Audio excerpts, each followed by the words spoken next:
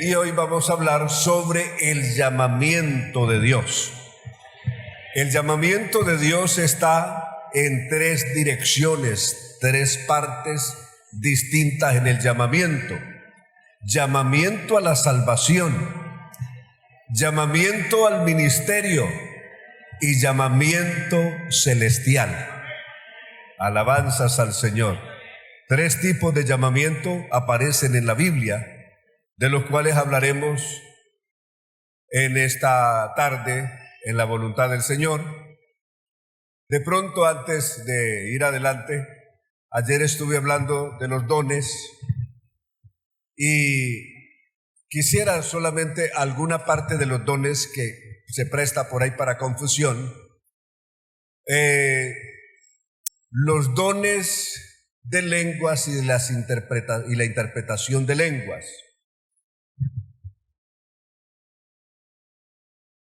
Primera de Corintios capítulo 13 comienza diciendo: si yo hablase lenguas humanas y angélicas y no tengo amor, vengo a ser como metal que resuena o címbalo que retiñe. Correcto. Entonces comenzó hablando de dos géneros de lengua distintos: lenguas humanas y lenguas angelicales. Si yo hablase lenguas humanas y lenguas angelicales es el idioma de los ángeles, y lenguas humanas son cualquier idioma que se hable en la tierra. ¿Ya? Por ejemplo, el día de Pentecostés, los 120 hablaron lenguas angelicales o humanas. Hablaron lenguas humanas porque la gente que había ahí de diversos países les entendieron perfectamente lo que estaban diciendo. Los que habían ahí, seguro ellos no sabían ni italiano ni las lenguas de otros países, pero por el Espíritu hablaron los idiomas de esas 17 naciones que estaban ahí representadas el día de Pentecostés. Entonces, todas las lenguas de Pentecostés fueron lenguas humanas, es decir, idiomas humanos. Luego, en el caso de Hechos capítulo 10, en la casa de Cornelio dice que hablaban en lenguas y magnificaban a Dios. Si hablaban en lenguas y magnificaban a Dios, por lo menos los que estaban ahí, que eran de la circuncisión, 6 hermanos que habían acompañado a Pedro, que eran judíos, pudieron entender que lo que esta gente estaba hablando en lenguas era engrandeciendo y exaltando al Señor. Porque hablaban en lengua así, magnificaban a Dios. En Hechos capítulo 19, los primeros creyentes de Éfeso, el texto comienza diciendo: Pablo, después de haber recorrido las regiones superiores, vino a Éfeso y hallando a ciertos discípulos, es decir, ya eran discípulos, él les hace una pregunta muy concreta a estos 12 discípulos: ¿recibisteis el Espíritu Santo después de que creísteis? Y ellos respondieron con toda sinceridad: ni siquiera hemos oído que hay Espíritu Santo. El mundo está lleno de creyentes sinceros que han creído sinceramente el mensaje que le presentaron. Solo que ellos no saben que el mensaje que les presentaron es un mensaje incompleto. De muy buena voluntad recibieron el mensaje que les dieron, pero ese mensaje le falta lo esencial. ¿Qué fundamental le faltaba a los 12 discípulos de Éfeso? No les faltaba nada menos que el nombre. Les faltaba el nombre. ¿Cuántos creyentes, millones hay en el mundo que les falta lo mismo? Y son sinceros, pero les falta el nombre. Y el nombre es sin igual, esencial, fundamental. Sin ese no hay nada.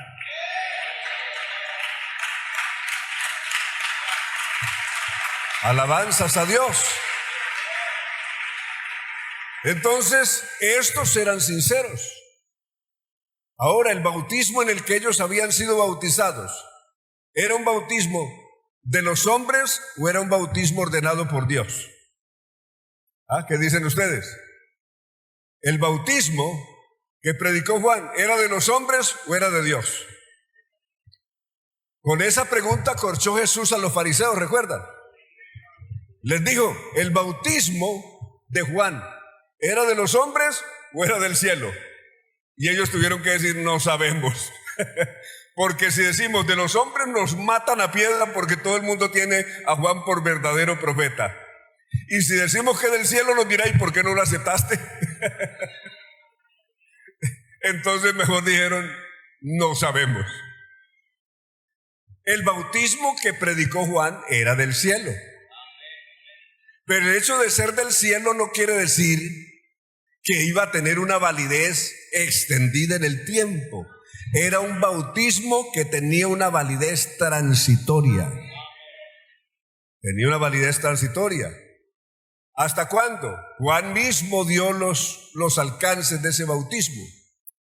Él les dijo que creyeran en aquel que vendría después de él, esto es a saber en Jesús el Cristo. Y les dijo, el que viene de arriba es sobre todos. A él le conviene crecer y a mí menguar. Alabanzas a Dios. Entonces, eso es lo que Pablo les va a explicar a estos creyentes. Juan bautizó al pueblo diciendo, no les invocó ningún nombre. Algunos aparecen por ahí diciendo, sí, Juan el Bautista invocaba el título de Padre, Hijo y Espíritu Santo. Tienen la nariz de Pinocho. No invocaba ningún nombre. Solamente les decía que creyesen en aquel que había de venir, esto es a saber en Jesús el Cristo.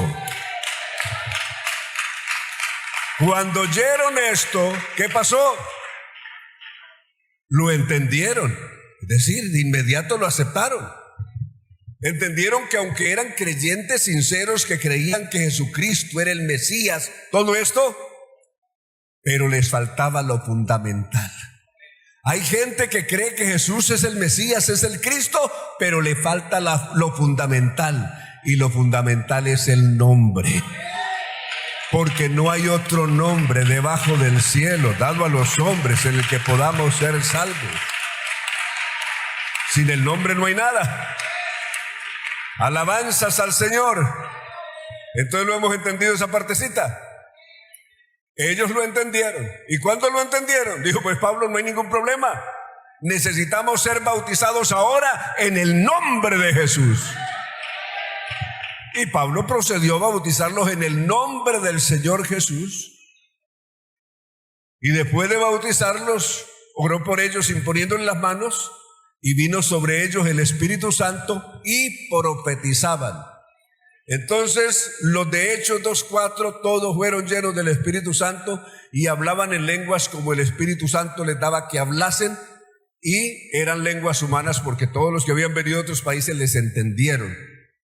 Los de Hechos capítulo 10, que dice que hablaron en lenguas, dice que magnificaban a Dios, es decir, engrandecían a Dios. Y lo otro es decir, lo de Hechos 10 es una cosa a la inversa. En Hechos 2 son hebreos que están hablando lenguas del extranjero. Y en Hechos capítulo 10 son extranjeros que están hablando hebreo sin haberlo aprendido. Por eso los creyentes hebreos que habían ido con Pedro les entendieron perfectamente lo que estaban hablando, porque estaban magnificando, engrandeciendo a Dios. ¿Sí ve cómo lo que hace el Espíritu Santo?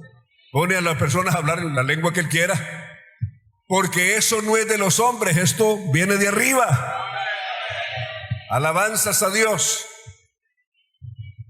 Una noche, al cierre de un programa, de un campamento que realizamos la iglesia del Reino Unido y Holanda y Francia, otros delegaciones que habían venido de otros países, estábamos en el país de Gales, en las Islas Británicas. allí para uno celebrar los campamentos hay unos lugares que son inmensos. Entonces uno llega a un lugar de esos y primero hay un comedor que es un poco más grande que este coliseo, el mero comedor. Y enseguida eso tiene auditorios. Entonces a cada grupo le asignan un auditorio porque coincide que cuando nosotros íbamos a celebrar los campamentos, otros grupos de otras religiones, de otras denominaciones cristianas también estaban celebrando su campamento. Entonces a ellos un auditorio, a nosotros otro, y así, a esa noche habíamos 4 grupos distintos. Y uno de ellos eran un grupo de coreanos, un grupo cristiano de Corea del Sur, que estaban celebrando también su campamento. Estuvimos 3 días y ellos también 3 días. Y en el último culto, porque ahí todos esos auditorios uno entra y puertas cerradas para que los de allá, uno no escucha a los de allá ni ellos nos escuchan a nosotros. Entonces, estábamos esa última noche. Yo estaba predicando apenas, estaba comenzando a predicar cuando en medio de la predicación, como un estruendo y se derramó el poder del Espíritu Santo sobre todos, pero fue así sorpresivo. Yo estaba predicando y apenas estaba introduciendo la predicación cuando un estruendo, y algunos hasta gritaron pensando que ese lugar se iba a caer, pero luego entendieron de que esto no era físico, no era natural, era Dios que se estaba moviendo en ese lugar.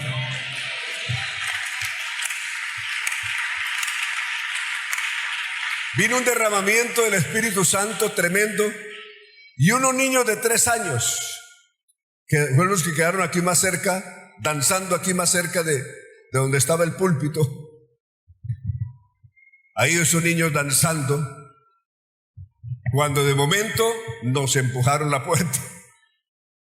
¿Quiénes llegaron? Los coreanos.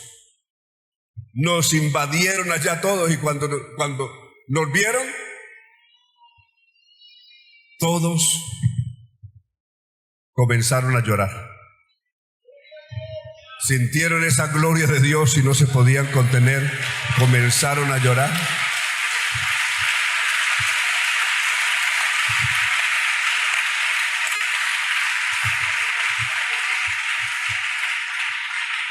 Y ellos dijeron, cuando ya terminó todo, nos dijeron, nosotros sentimos el estruendo que hubo. Y en ese momento pensamos que era un temblor y nos salimos al pasillo. Pero luego comenzamos a escuchar voces de niños hablando de Cristo con un mensaje tan hermoso, en coreano.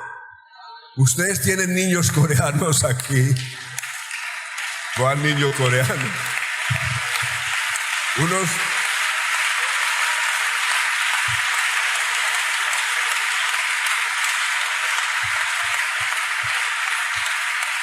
No pudimos contenernos. El pastor de ellos dijo, esa gente sabe nuestra lengua, hasta los niños están hablando y cantando en coreano, vamos para allá. Ninguno ahí hablábamos coreano. Aleluya. El único punto de encuentro con ellos pues era el inglés, porque ellos hablan inglés y nosotros también estábamos hablando en inglés. Era el punto de encuentro, pero coreano ni 5. Pero ellos oyeron y eran esos niños. Un bebé de 3 años, ¿cuál coreano va a aprender?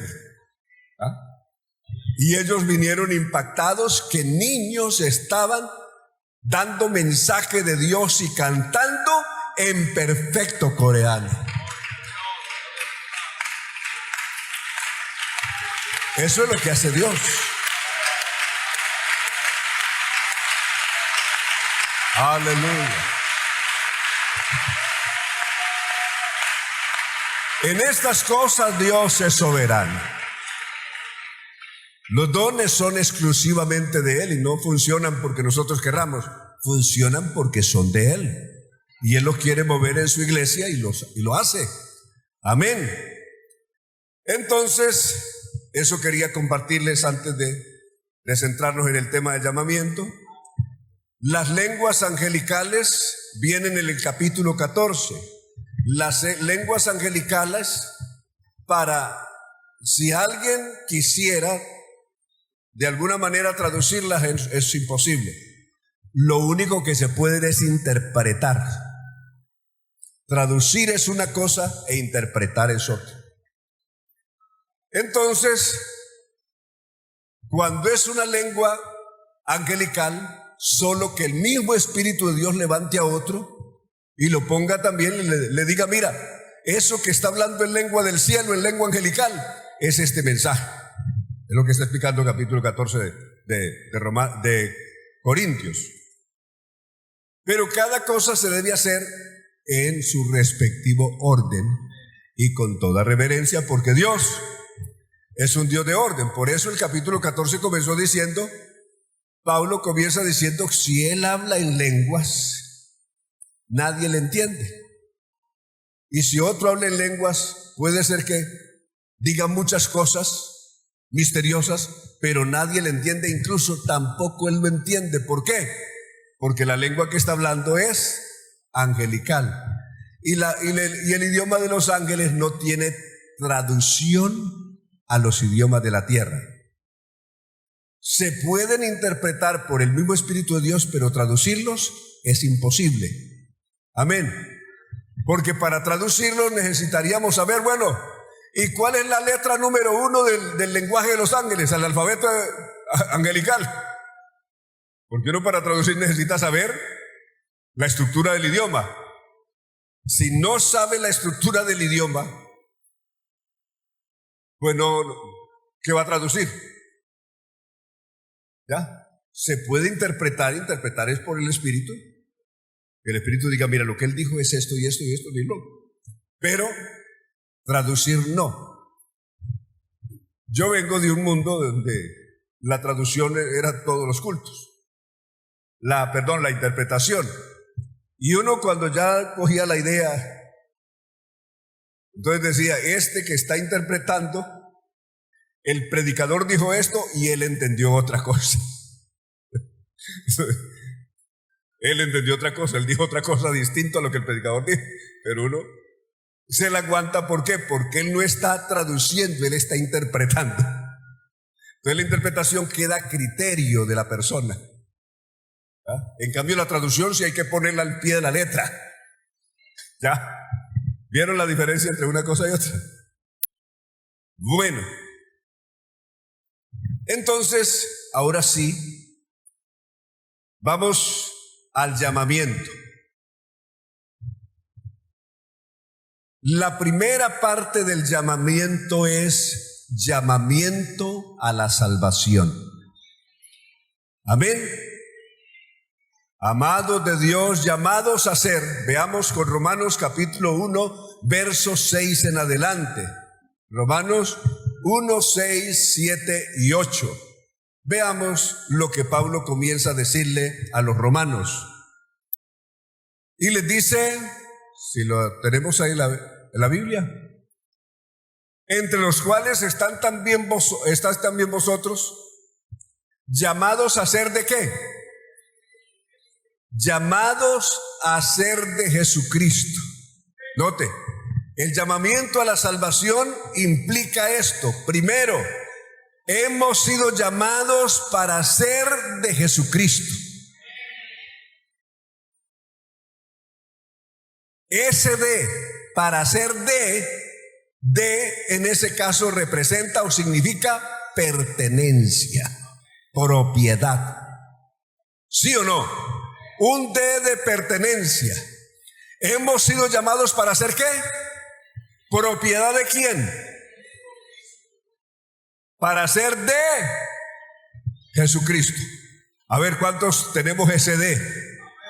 A ver, ¿cuántos sentimos que tenemos ese de?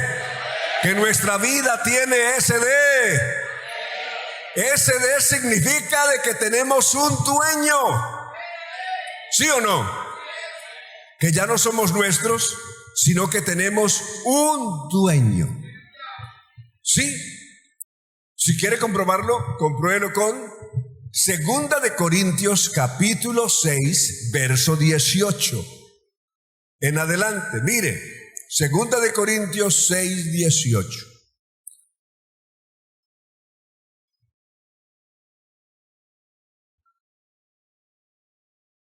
Y seré para vosotros por padre, y vosotros me seréis hijos e hijas, dice el Señor Todopoderoso. Y luego el 19. El siguiente verso.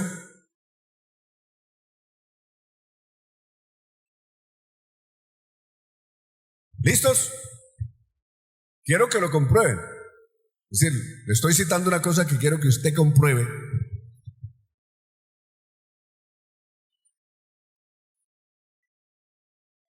El verso del capítulo siguiente, el 1.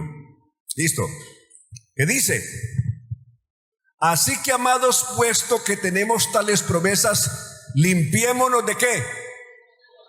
De toda contaminación ¿de qué? De carne y de espíritu, ¿haciendo qué? Perfeccionando la santidad. ¿En dónde? El instrumento que usa Dios para perfeccionar, para guiarnos a la santidad, es el temor de Dios. Cuando somos propiedad de Jesucristo, Él emplea el temor de Dios como el instrumento que nos guía a perfeccionar ¿qué? La santidad. ¿Por qué?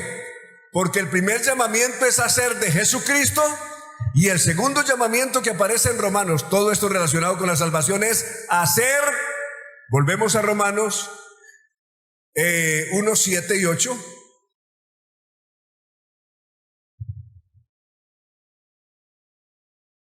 Primero les dijo a que habían sido llamados a ser de Jesucristo, a todos los que estáis en Roma, amados de Dios, llamados a ser santos. Note ahora. Primer llamado es a ser propiedad, y luego llamados a ser santos. Santo quiere decir separar. Amén. Apartar. Cuando ya somos de Él, entonces Él nos aparta, nos separa del mundo para que seamos exclusivamente para gloria y alabanza de Él. Alabanzas a Dios. Entonces Él nos ha llamado para que sigamos siendo los mismos mundanos que éramos.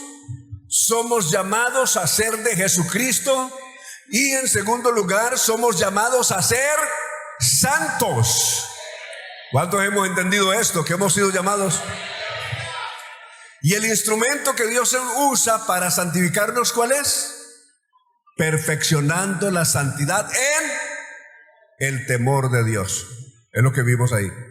Entonces, ¿cómo nos perfecciona Dios para que cada día seamos santos?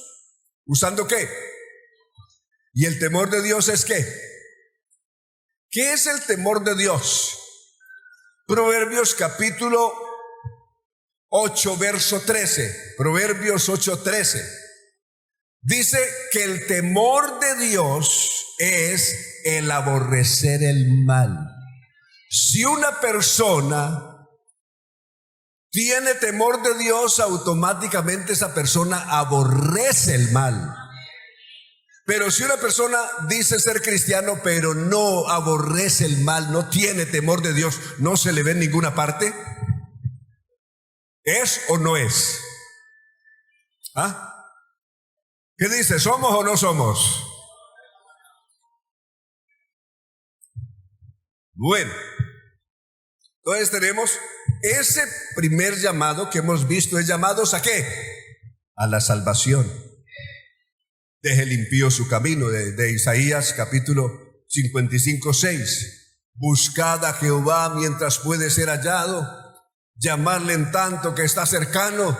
Deje el impío su camino, el hombre inicuo sus pensamientos, y vuélvase o conviértase a Jehová, al Dios nuestro, el cual tendrá de él misericordia, y el cual es amplio en perdonar.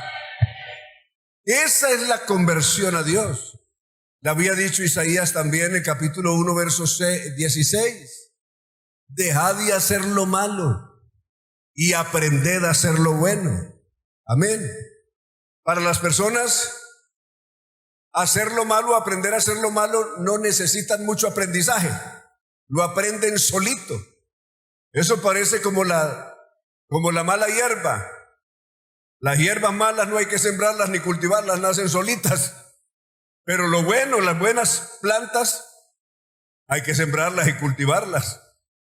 Por eso dejad de hacer lo malo y aprended a hacer lo bueno, ha dicho el Señor. Y la más grande invitación que aparece en toda la Biblia, de Isaías 1:18. Venid, cuando haya la persona dejado de hacer lo malo y haya aprendido a hacer lo bueno, entonces la más grande y generosa invitación. Venid luego, dice Jehová, y estemos a cuenta. Si vuestros pecados fueren como la grana, como la nieve, serán emblanquecidos. Si fueren rojos como el carmesí, vendrán a ser como la blanca lana. La más grande oferta de Dios es esa. Alabanzas a Dios. Nosotros recibimos un día esa gran oferta del Señor. ¿Y la aceptamos? Todos los que aceptamos esa oferta generosa, la más grande, no aparece en la Biblia una oferta tan generosa como esa en toda la Biblia. Isaías 1:18 es la oferta más grande y generosa de Dios. Y a todos los que hemos aceptado esa oferta de corazón y realmente nos volvimos al Señor dejando el mundo atrás, entonces el Señor hizo esto de Apocalipsis 1:5. Apocalipsis 1:5. De Jesucristo el testigo fiel. Este pasaje de 1:5 y 1:6 contiene la lista de los más grandes atributos del Señor Jesús. Primero, note, el primer atributo, Jesucristo el testigo fiel. Parece pequeño. 2, el primogénito de los muertos. 3, el que nos amó y nos lavó de nuestros pecados con su sangre. A Él sea la gloria. Alabanzas al Señor. Pero antes había dicho el soberano de los reyes de la tierra. El soberano de los reyes de la tierra. Imagínense, poquitos atributos. Testigo fiel, primogénito de los muertos, soberano de los reyes de la tierra, el que nos amó y nos lavó de nuestros pecados con su sangre. A Él sea la gloria.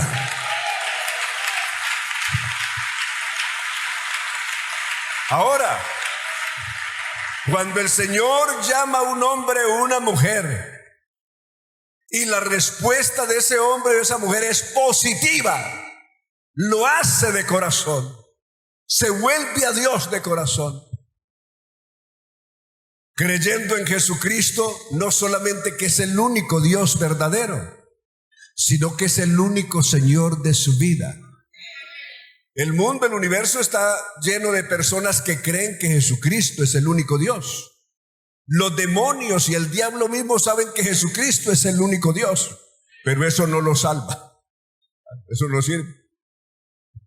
Jesucristo tiene que ser Señor en nuestra vida. El señorío de Jesucristo tiene que ser una realidad en nuestra vida. Que Él sea el Señor en nuestra vida. Aleluya. No un amor fingido. El amor hacia Cristo no puede ser un amor fingido, porque hay amores fingidos. Romanos capítulo 12, verso 9, dice que os améis con amor no fingido. Si habla de amor fingido, de amor no fingido, es porque hay amor fingido. Cantidad de gente en este mundo finge amar a Dios, pero aman más al mundo que a Dios. Todo ese amor fingido no sirve para nada. Solo es una apariencia, una máscara. Esas personas que tienen amor fingido pasan el 31 de octubre todos los días disfrazados, disfrazados de personas que aman a Dios. Hay personas que fingen amar a su pareja y resulta que están amando a otro o a otra. ¿Sí? Tienen un amor fingido. Que no les pase. Aleluya.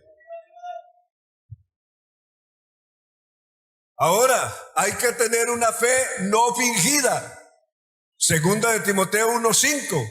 Pablo le escribe a Timoteo diciéndole que él tiene una fe no fingida que heredó de su abuela Loida y de su madre Eunice. Cuando habla de una fe no fingida es porque hay también fe fingida. Cantidad de personas salieron de Egipto fingiendo que habían creído en el Dios de Israel, pero en el desierto, apenas comenzaron a transitar el desierto, se descubrió de que vivían simplemente enmascarados ahí, que no habían creído nada, que la fe que tenían era falsa, era fingida. Hay cantidad de gente que ha comenzado a caminar con nosotros y en pocos días se les descubrió de que no tenían ninguna fe verdadera, sino una fe fingida. Es como cuando hubo la famosa guerra entre las aves y los animales. En un libro de fábulas dice que una vez hubo una guerra entre las aves y los animales. Y eso cada vez que se encontraban había mortandad, quedaban heridos. Y un día el murciélago dijo, ¿yo de qué lado me hago? ¿Yo de qué lado me hago? Cuando el murciélago volaba parecía que estuviera en el grupo de las aves. Pero cuando recogía las aves y mostraba su carita de ratón, entonces estaba en el mundo de los animales. Hasta que un día tanto los unos como los otros lo descubrieron que era falso. Le dieron una paliza tan tremenda que eso hace que no sale de día. No volvió a salir de día. ¿Sí o no? Aquí se trata de ser lo que uno dice que de verdad es. No que a veces sea murciélago y a veces ratón. Aquí hay que ser una sola cosa. Si somos de Cristo, somos de verdad de Él. Alabanzas a Jesús.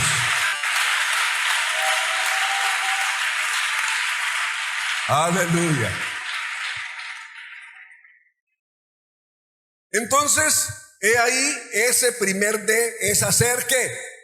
De Jesucristo a ser santos, es decir, a ser salvos. Ese primer llamado es a ser salvos. ¿Dónde comenzó todo eso? Ir por todo el mundo y predicar el evangelio a toda criatura. El que creyere y fuere bautizado será, y el que no, será condenado. Amén. Entonces ahí estamos en ese plano primero, que es el de la salvación. Luego viene en un segundo nivel el llamado al ministerio o el llamado a servir, llamado a servir. Cualquier área. El ministerio no solamente es predicar o es pastorear. Los dones ministeriales son muchísimos. Amén. Alabanzas a Dios. Están los dones de fe, están los dones de administrar, amén, de presidir, los dones de sabiduría, de interpretación, de discernimiento, en fin, todo eso son ministerios. Entonces, el llamado al servicio, el llamado al servicio a Dios. ¿Dónde comienza ese llamado de Dios? Aquí todo lo tiene que manejar el Señor. Si nosotros llamamos a la gente a servir y no los ha llamado Dios, nos equivocamos. Tiene que ser Dios el que los llame a servir. Si no los llama el Señor, perdemos nosotros el tiempo. No, pero es que esa persona lleva 14 años de bautizado y no se le ha dado un cargo importante. Y él tuvo un encuentro con el Señor. Estoy citando a Saulo de Tarso. Saulo de Tarso se encuentra con el Señor, Hechos capítulo 9, y quiso comenzar a predicar enseguida ahí Ananías y los pastores de Damasco, venga, sirva. No funcionó. La gente, los mismos hermanos, lo miraron con desconfianza, y la gente del pueblo intentó levantarse contra él. Recuerda que lo tuvieron que descolgar por ahí con un canasto y sacarlo una noche, porque lo iban a matar, Damasco. Recuerdan que se fue a Jerusalén y los hermanos tampoco de Jerusalén le creyeron. Todos lo miraban con este que antes nos perseguía, que ahora predica a Cristo, que se lo crea otro, pero yo no le creo, de caballero. Claro, todos le tenían de confianza. ¿Qué le tocó irse? Irse por allá para el Sinaí. Se fue para Arabia. Sinaí, que está en Arabia, no el de Egipto. Por allá por donde pasó Moisés, por donde pasó Elías. Por allá se fue 14 años. Y a los 14 años se mudó de nuevo a seguir haciendo tiendas en su ciudad natal de Tarso, ¿no? Había estado en Damasco. En Damasco es donde estuvo primero. Ahora en Tarso.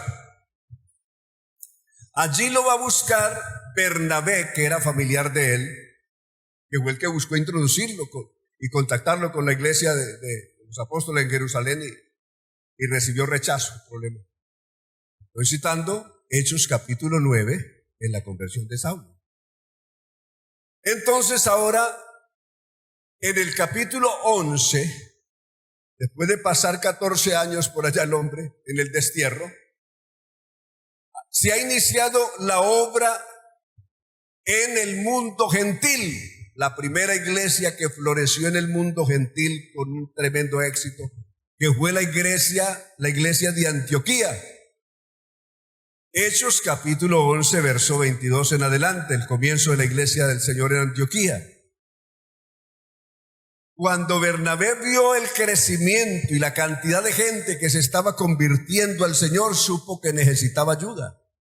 Y se acordó de Saulo y se fue a buscarlo allá en su tierra natal. Y lo trajo como ayudante suyo ahí. Ahí lo tuvo como ayudante un año. Era el que le ayudaba a Bernabé. Pero al año, el Espíritu Santo, los ancianos de la iglesia no cesaban de orar y de ocuparse en el estudio de la palabra del Señor. Hechos 13, el verso 1 en adelante. Y orando estos, ahí menciona el nombre de los ancianos de la iglesia que tenían ese ministerio de la oración y de la palabra. Y ministrando estos al Señor, ¿quién le dijo? ¿Bernabé? ¿Pedro? ¿Algún apóstol? No, dijo el Espíritu Santo. Separadme a Saulo y a Bernabé para la obra que yo los he llamado. ¿Ese llamado ahí es para qué? ¿Para ser salvos? No, ya eran salvos. ¿Ese llamado es a qué? Al ministerio. Es un llamado al servicio. Es un llamado al ministerio. Cosa muy distinta, ¿de acuerdo? Eso está diciendo ahí el texto. Separadme a Saulo y a Bernabé para la obra que yo, el Espíritu Santo, los he llamado. El que llama para la salvación es el mismo que también llama al servicio, porque todo aquí lo maneja él. Cuando escribe a los romanos, cuando escribió su carta a los romanos, la encabezó de esta manera, Romanos capítulo 1, del verso 1 en adelante. Pablo, siervo de Jesucristo, llamado a ser apóstol. Note, ¿a qué lo llamó el Señor? ¿Quién lo llamó él al apostolado? Lo llamó el Señor. Pablo, siervo de Jesucristo, llamado a ser apóstol, apartado para el evangelio de Dios, que él había prometido antes en las santas escrituras acerca de su Hijo, nuestro Señor Jesucristo, que era del linaje de David según la carne, que fue declarado con poder o con autoridad Hijo de Dios por la resurrección de entre los muertos. Alabanzas al Señor. Entonces, ¿quién llamó a Saulo al ministerio? Exclusivamente el Señor. Y él dice cómo fue su llamado. Su llamado no tuvo que ver con que unos pastores dijeron: este muchacho es de buen testimonio, pongámoslo a servir. Porque él, a diferencia de nosotros, nadie le creía por su vida pasada. Su pasado pesaba demasiado en la vida de Saulo. Por eso en 1 de Timoteo 1:12 dice: doy gracias al que me fortaleció, a Cristo Jesús nuestro Señor, que me tuvo por fiel,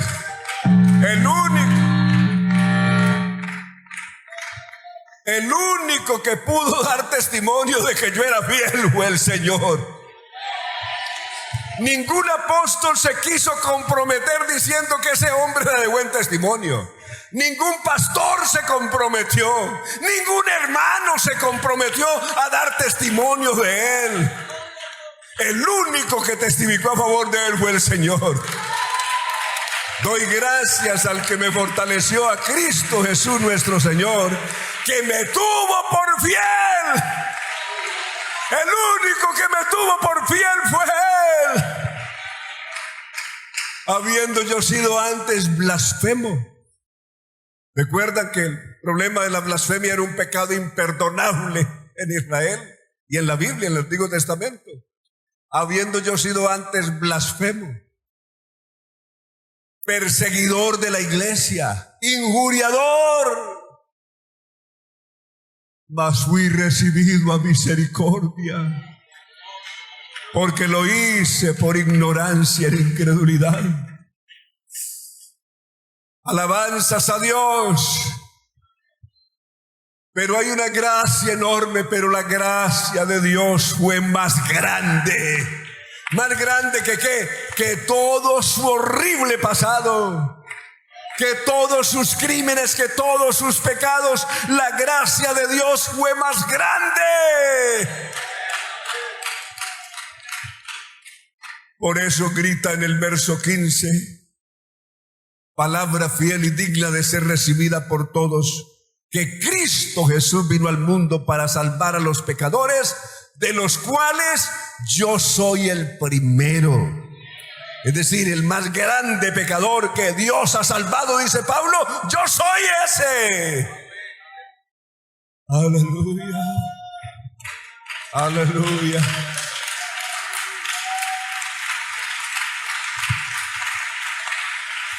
Y en el verso 17 termina cantando. Termina esta exposición, este testimonio, con una canción.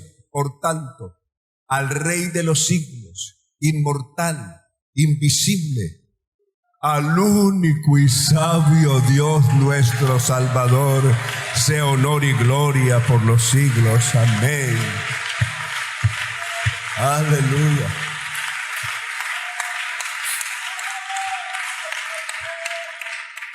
Ese llamado es al ministerio. Veamos cómo contó él ese llamado. Y el hecho de que Dios lo llame no quiere decir que al otro día tenga. Se hizo efectivo. Tuvo que esperar. Hechos capítulo 22, 14. Hechos 22, 14. Si nos colaboran con esta cita. 22, 14. Y él dijo, está diciendo Ananías, está contando Pablo lo que Ananías le dijo. Fue el siervo que lo bautizó, a quien el Señor le envió. Y él dijo, el Dios de nuestros padres te ha escogido. ¿Para qué lo escogió Dios?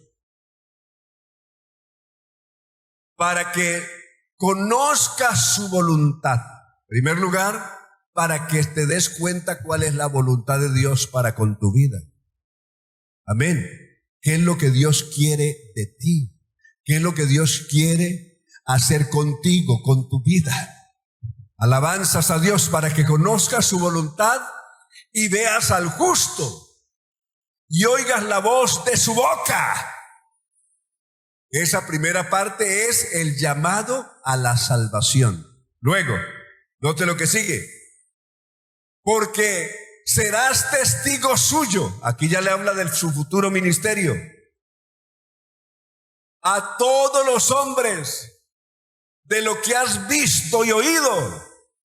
Y luego, el 16. Ahora pues, le dice Ananías, dice que Ananías le dijo, si Dios te ha llamado y te ha escogido para esto, ¿por qué te detienes?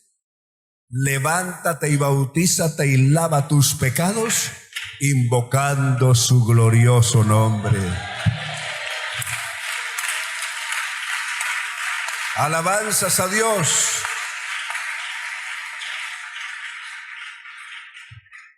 Luego, de aquí nos trasladamos y nos vamos a Hechos 26:16. Hechos 26:16.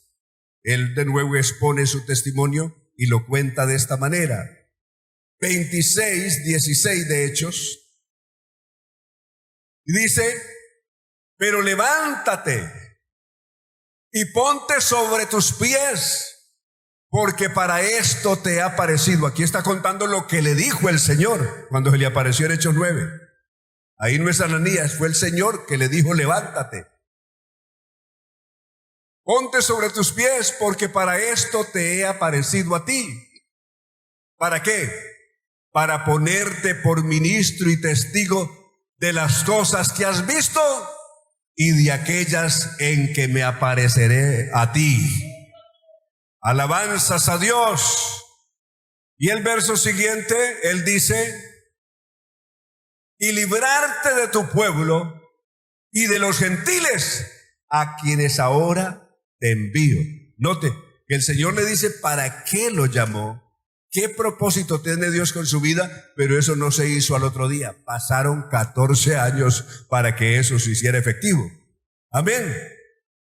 Para que abra sus ojos, ¿a quiénes? A los gentiles, y para que se conviertan de las tinieblas a la luz y de la potestad de Satanás a Dios, para que reciban por la fe que es en mí perdón de pecados y herencia entre los santificados.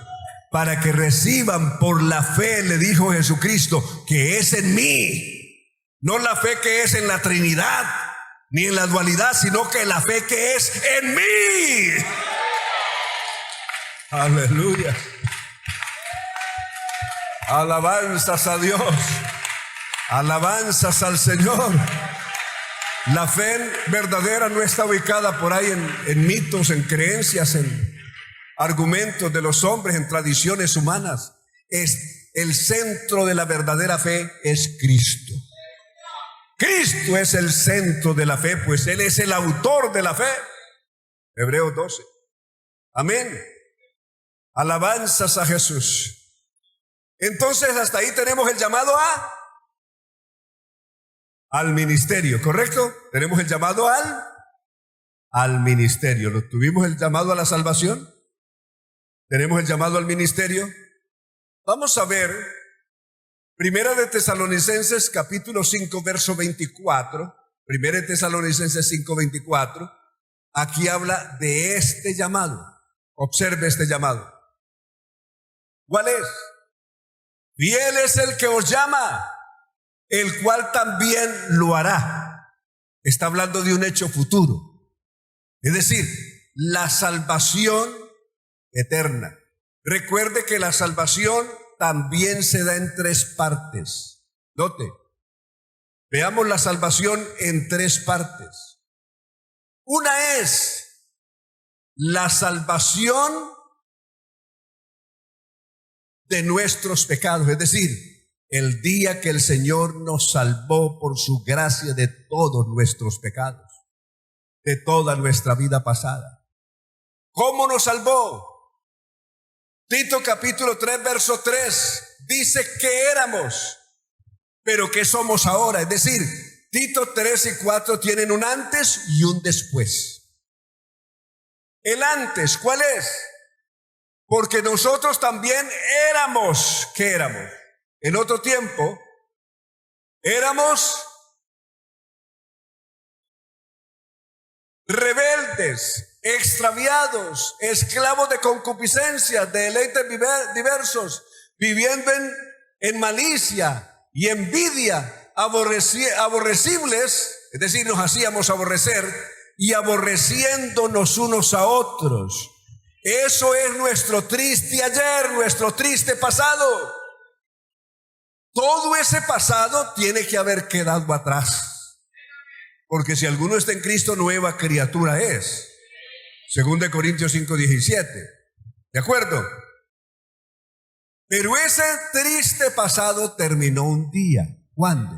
El verso 4 dice: ¿cuándo terminó ese oscuro y desafortunado pasado? Cuando se manifestó. ¿Qué se manifestó? La bondad de Dios, nuestro Salvador, y su amor para con los hombres. Ese día que se manifestó esa bondad de Dios y su amor para con los hombres, ¿qué hizo el Señor? Nos salvó. ¿De qué nos salvó? Nos salvó de ese horrible y asqueroso pasado. Amén. Nos salvó de esa vida perdida. Nos salvó de esa vida extraviada. De todo eso nos salvó el Señor. Amén. No por obras de justicia que nosotros hubiéramos hecho, sino por su misericordia. ¿Y cómo lo hizo? Haciéndonos pasar por el proceso ¿de qué? Del lavamiento, de la regeneración y de la renovación por el Espíritu Santo. Amén. Alabanzas a Dios. Ahí hay 3 pasos que dio el Señor. Primero, nos lavó. Segundo, nos regeneró. Y tercero, nos renovó por el Espíritu Santo. Ese es el proceso que el Señor hizo al salvarnos de nuestro horrible pasado. Amén. Alabanzas al Señor. ¿Estamos bien? ¿No nos hemos perdido hasta aquí? Si alguno se ha perdido en el recorrido del estudio, levánteme la mano para llamarle a los del Gaula o de seguridad que vengan a buscarlo.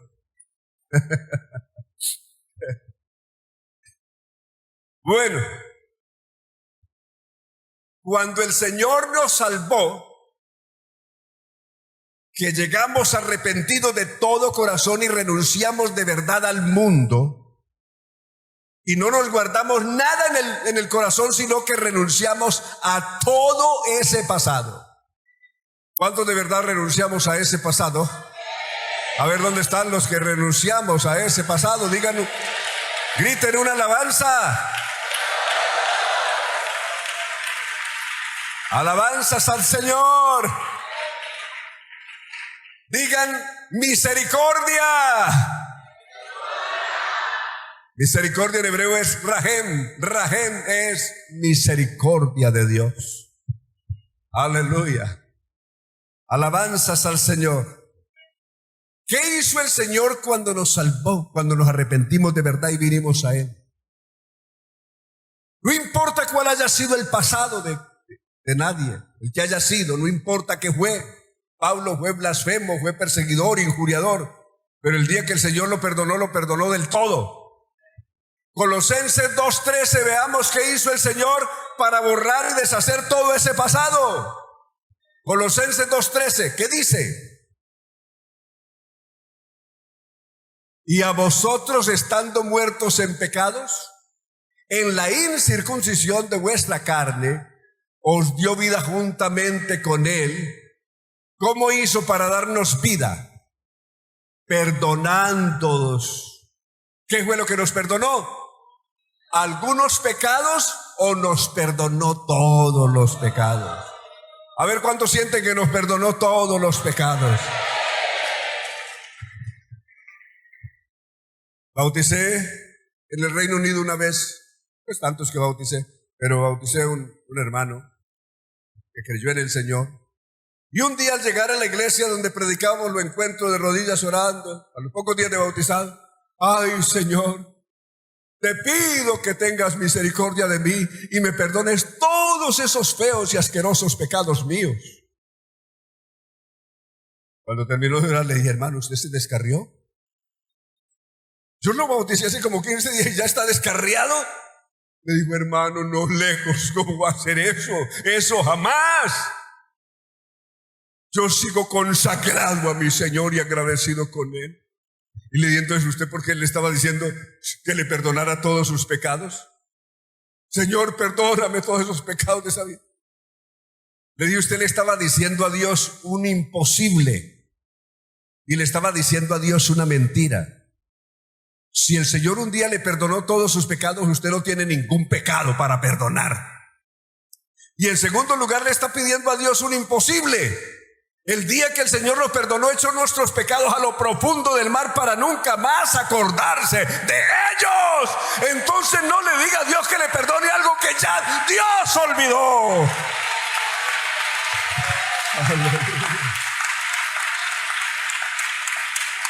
Olvidado todo eso. Oye, hermano, pero de pronto me emociono y voy muy largo. Usted me dice en dónde paro. ¿Ah? Usted me dice en dónde paro y ahí paro. ¿Ah? ¿Vamos bien? Entonces, el primer llamado es a la salvación. Primera de Juan capítulo 3, verso 5. Primera de Juan 3, 5. Dice que es lo primero que el Señor hizo. Y Él dice esto, y sabéis que Él apareció. Cuando Él apareció la primera vez, ¿para qué apareció? Para quitar nuestros pecados, y no hay pecado en Él.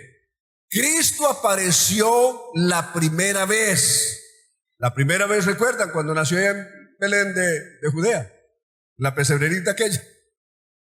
Esa fue la primera venida. Él apareció la primera vez para deshacer nuestros pecados y no hay pecado en Él. Esa fue la primera vez. Y en Hebreos capítulo 9, ayer les hablaba de que no hay testador en tanto que el testador vive. De Hebreos 9:14 en adelante, 9:16 en adelante, pero voy a referirme por cuestión de tiempo del verso 26 en adelante, que es la conclusión de esto. Hebreos, de otra manera le hubiera sido necesario padecer muchas veces desde el principio del mundo, pero ahora en la consumación de los siglos se presentó una vez para siempre por el sacrificio de sí mismo para quitar de en medio. ¿Qué fue lo que Él quitó? Quitó nuestros pecados que estaban atravesados entre Dios y nosotros, estaba nuestro horrible pecado. Cristo apareció y quitó esos pecados asquerosos de la presencia de Dios para que Dios pudiera llegar a nosotros y nosotros podamos llegar a Dios. Y el verso 27 dice: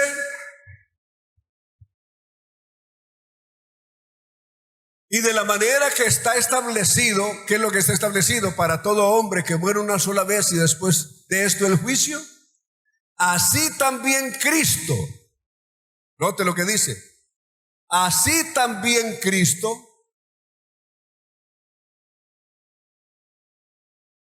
fue ofrecido una sola vez, ¿para qué? Cuando fue ofrecido en la cruz del Calvario, fue ofrecido una sola vez para quitar nuestros pecados. Y aparecerá por segunda vez. La primera vez fue para quitar nuestros pecados. Y la segunda vez que aparecerá será ¿para qué? Ya aparecerá sin relación con el pecado. ¿Para qué? Para salvarnos. ¿Para salvar a quiénes? A los que le esperan. ¿Esta salvación es para salvar del pecado? ¿O es otro tipo de salvación? Ya no es la misma salvación de antes, porque la salvación anterior la hizo cuando quitó nuestros pecados. De esta salvación que se habla ahora, ¿cuál es? He ahí la cuestión. Ahora, Primera de Pedro capítulo 1, verso 4 en adelante, nos habla de la salvación presente. Todos los días necesitamos ser salvados. salvados de caer en el mal. Amén, de caer en tentación, de desviarnos. Entonces dice en presente, verso 4 en adelante, dice, para una herencia ¿qué? ¿Para qué hemos sido salvos? Para una herencia en primer lugar incorruptible, incontaminada, inmarcesible, reservada en los cielos para vosotros. No te tenemos una herencia que está reservada, que no la disfrutamos todavía. Ahora no la disfrutamos, está guardada. ¿Para qué? Para ser manifestada ¿cuándo? En el tiempo postero, que sois guardados. La salvación presente, ¿cuál es? Dios con su poder nos guarda día a día. Esa es la salvación presente. Que sois, no que fuiste, ni serás. Es hoy, en nuestro día, en nuestro presente, que somos guardados mediante la fe. ¿Para qué? Para alcanzar la salvación que está preparada para ser manifestada, ¿cuándo? En el tiempo postrero. Esa salvación que está preparada para ser manifestada en el tiempo postrero, ¿es la salvación de nuestros pecados? No, es otra. Ahora que somos guardados por el poder de Dios mediante la fe. ¿Lo ven?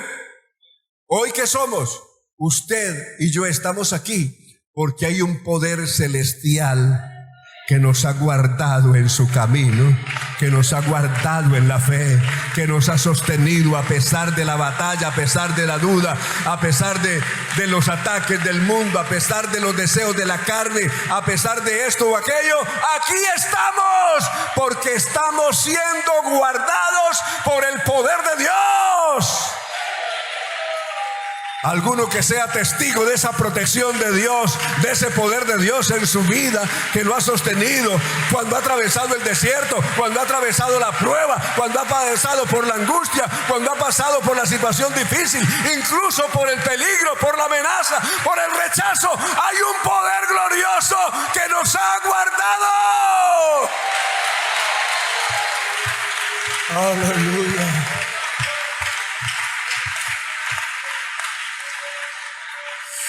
Aleluya. E incluso, mire esto, cuando alguien por alguna circunstancia, flaqueza de su carne, error, debilidad de su humanidad, confusión mental, de pronto ha tropezado y caído, el Señor, que prometió guardarnos, no lo deja ahí tirado. Le extiende la mano y le dice, mira, levántate y sigue caminando. Levántate por favor y sigue caminando. Levántate. No he renunciado todavía a ti.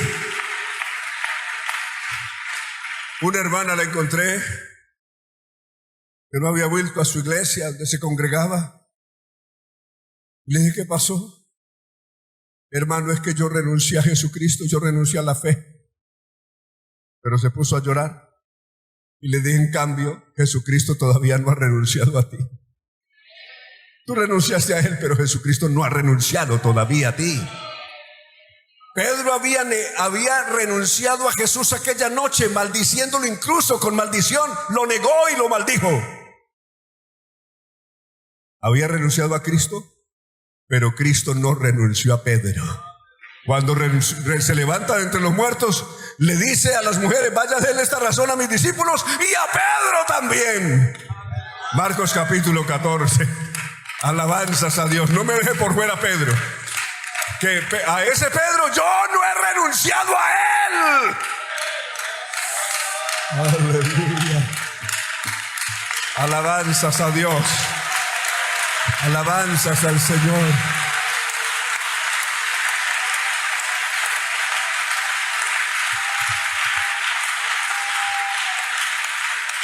De ahí que si alguien ha caído, no lo miremos por encima del hombro como algo horrible, feo, que no merece que lo siquiera lo saludemos. Mirámoslo como alguien al que Jesucristo todavía no ha renunciado. Jesucristo no ha renunciado a él. Esa persona puede ser que dice que renunció, que no quiere, pero Dios no ha renunciado. Y el que comenzó en vosotros la buena obra, Filipenses 1:6, la perfeccionará hasta el día de Jesucristo. ¿Sí o no? Y es que Él puede guardarnos, tiene poder suficiente para guardarnos. Tiene poder para guardarnos de la tentación. En la tentación asistirnos. Hebreos capítulo 2, verso 14 en adelante. Como los hijos participaron de carne y sangre, Él también participó de lo mismo. ¿Para qué? Para destruir por medio de la muerte, ¿a quién? Al que tenía el imperio de la muerte, esto es, ¿a quién? Al diablo. Y librar a los que por temor de la muerte estaban por toda la vida o todo el tiempo sujetos a servidumbre. Luego en el verso 16, porque ciertamente no socorrió, ¿a quiénes?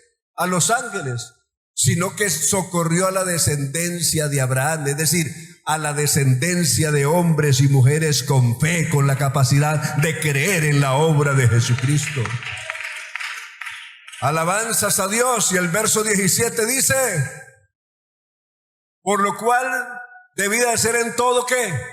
Semejante a sus hermanos, para venir a ser misericordioso y fiel sumo sacerdote en lo que a Dios se refiere, para expiar los pecados del pueblo. Y el verso 18 dice, ¿qué más? Pues en cuanto Él mismo padeció siendo tentado, grítele usted, Jesucristo es poderoso. Jesucristo es poderoso. Jesucristo es poderoso, ¿para qué? Jesucristo es poderoso, ¿para qué? A ver, ¿cuántos sabemos que Jesucristo es poderoso para socorrernos? Socorrer a los que son tentados. Aleluya.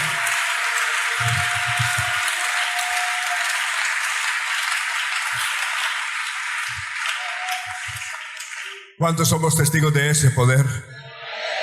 ¿A cuánto nos ha guardado el Señor? ¿Recuerdas cuando estuviste a punto de tomar la decisión más descabellada del mundo? Y el Señor te contuvo. Te contuvo, te guardó el Señor para que no tomaras esa decisión perdida. Aleluya. Qué extraordinario es el Señor. Bueno, me falta el llamado al ministerio, pero no sé si lo alcance. ¿Hasta dónde me voy? Hay otra sección, entonces déjemelo para allá. El llamado al ministerio, déjemelo ahí. Vamos a cerrar aquí con este pasaje. Les voy a pedir que estén de pie y me van a acompañar a Judas, verso 24 y 25. El tremendo poder que nos guarda. Mi hermano, mi hermana, usted y yo no estamos tirados a la suerte a ver qué podemos hacer nosotros.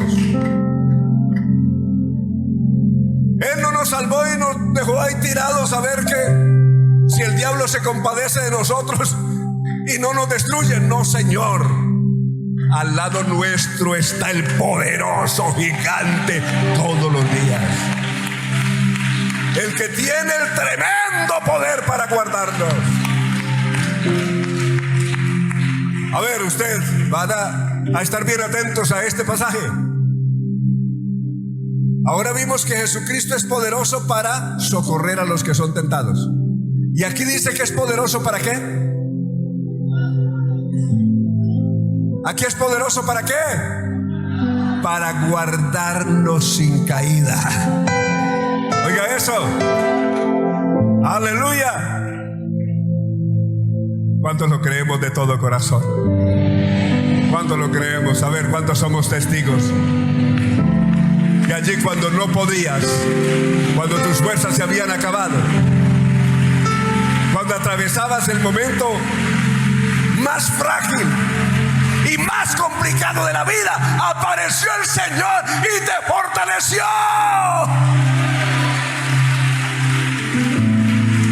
Allí cuando te sentías más solo o sola, apareció Jesús y te dijo: no temas, que yo todavía estoy contigo.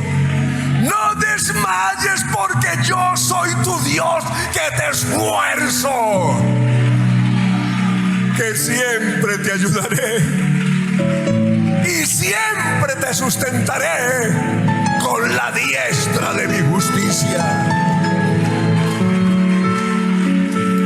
Pero leamos ese pasaje de Judas todos. A ver, quiero escucharlos a ustedes ese encabezado. Todos me leen, ¿alcanzan a leerlo? Les escucho a ustedes. A ver, escucho.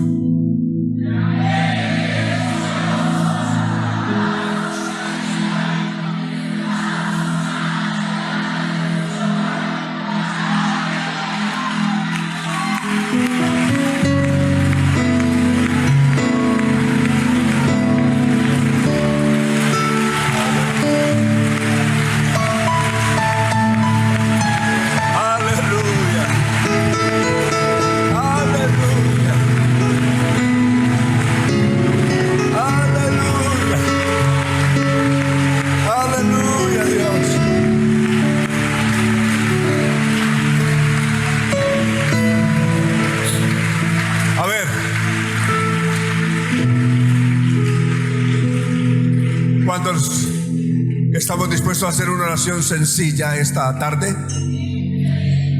Señor Jesús, tú que eres poderoso para guardarnos sin caída, guárdame, Señor, hasta el final.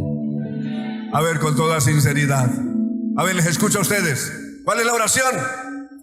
Señor Jesús, tú que eres poderoso para guardarnos sin caída, guárdanos fieles hasta el final.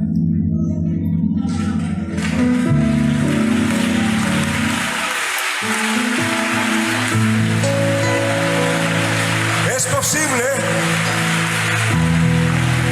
que estés atravesando un bache espiritual, desánimo, desaliento, deseo de volver atrás, pero no lo hagas, no. Aquí está la mano del Todopoderoso, guardándonos, sosteniéndonos, y es poderoso no solamente para guardarnos, sino para presentarnos irreprensibles delante de su gloria aquel día de su manifestación.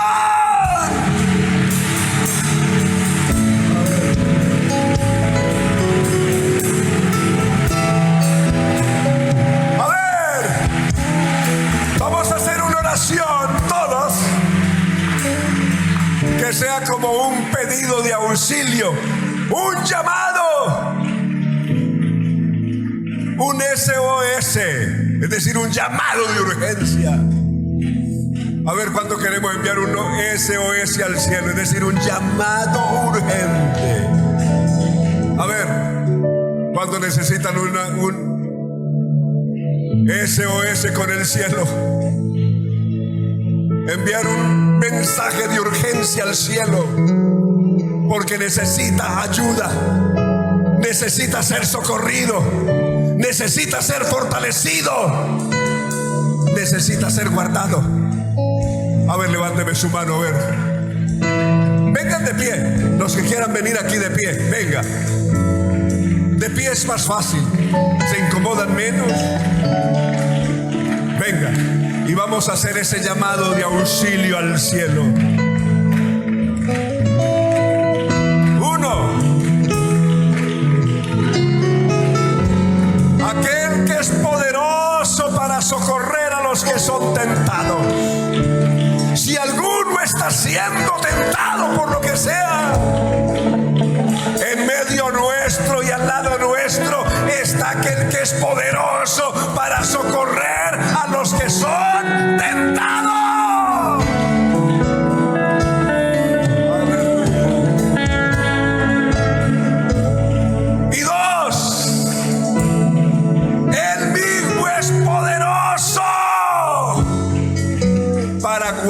guardarnos sin caída. Note, es poderoso para guardarnos sin caída.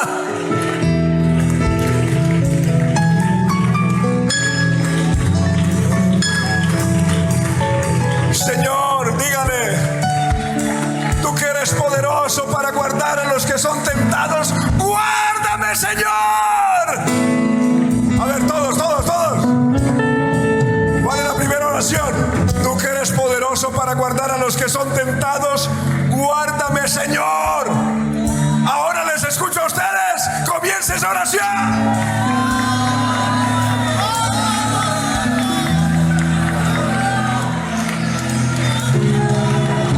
Escuché la primera oración, escuché. Tú que eres poderoso para socorrer a los que son tentados.